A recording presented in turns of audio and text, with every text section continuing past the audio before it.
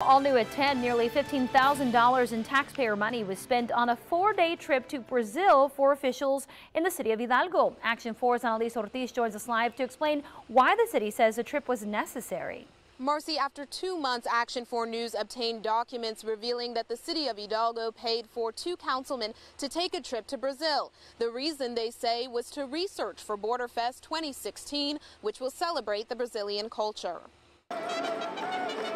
It's one of the city of Hidalgo's most anticipated events, and next year Borderfest will be celebrating Brazil. City officials say that's why they paid nearly $15,000 taxpayer dollars to send 2 city councilmen to the country this February. We're trying to promote our community as best as we can.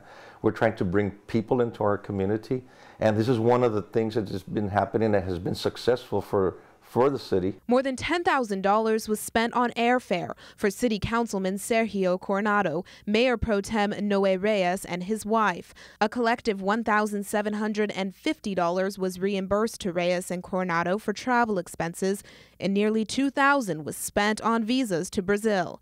In a statement to Action 4 News, the Borderfest Association says, in an effort to experience and better understand the country being honored, volunteers research and visit with other countries.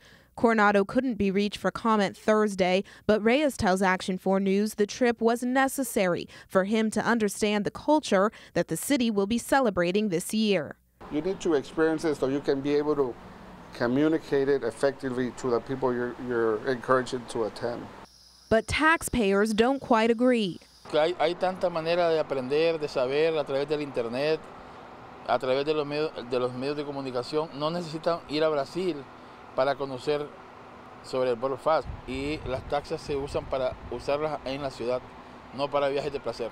And it doesn't seem the city specifically asked for their approval either. Were the taxpayers asked if they would support something like this? Our elected officials are supported and are voted in by our taxpayers. Gonzalez says he wasn't city manager at the time the trip was coordinated, but he says he would support another trip of this kind in the future. Now, the documents also show that while the trip lasted 4 nights, only 2 nights were paid for in a hotel by the city.